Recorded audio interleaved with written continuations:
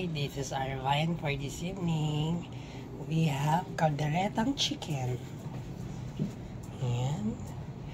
And we also have another guest. So, I'm gonna show you. Say hi. Hi. Hi, I am where are you here going again. Tambak yung labahan ko doon, tingnan mo. Ayan, so, kakain kami ni Madam. In-invite ko na naman siya para sa dinner.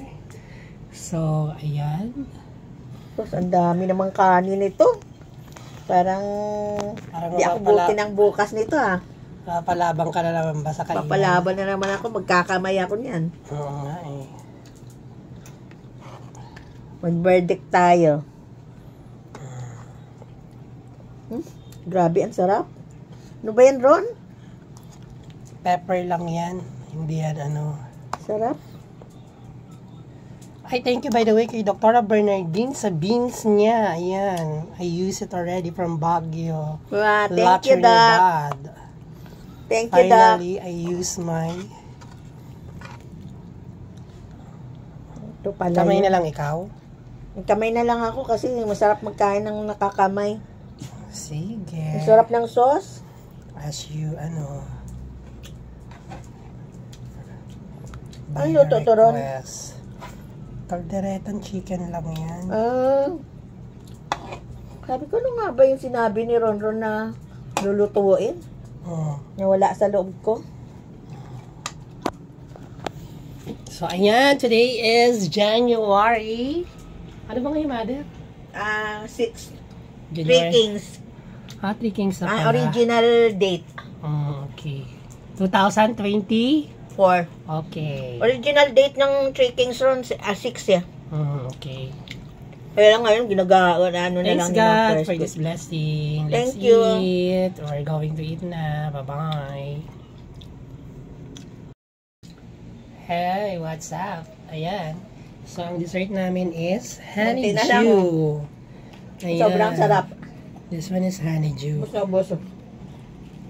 Nung New Year ko pa to eh.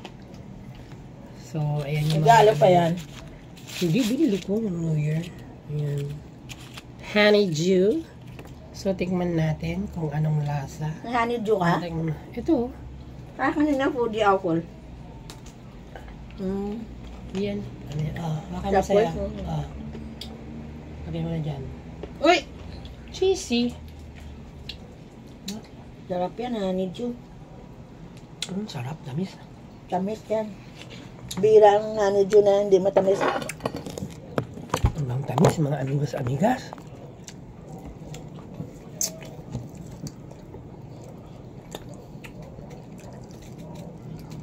Balatang ko yun sa'yo, Mother.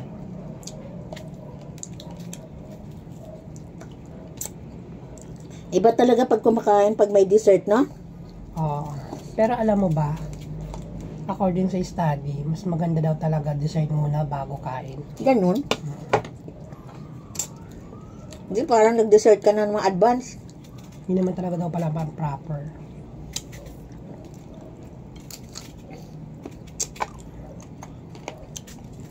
Yung tayo daw, ang original daw na kinakain natin, putas eh.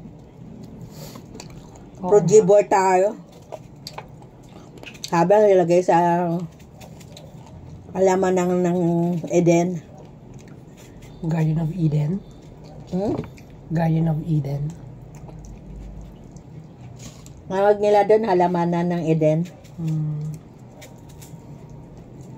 Tamis nito mga amigos-amigas, sobra. Nung nakita ko ito doon, binili ko na agad. Laway ka na. Oo. Kasi bihira, di ba? Seasonal din kasi to. Mabuti matamis to kasi ang mga ganito, pag tag-init lang talaga.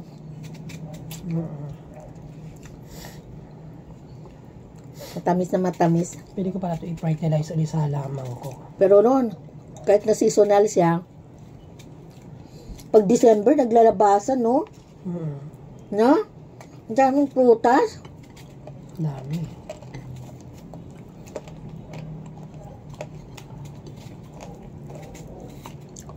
Ang dami mo naman binigay. Generous ka talaga. Ang dami pa dito. Tikman mo yung ano.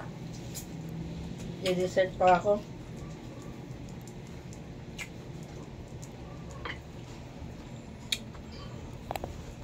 Ang tamis-tamis.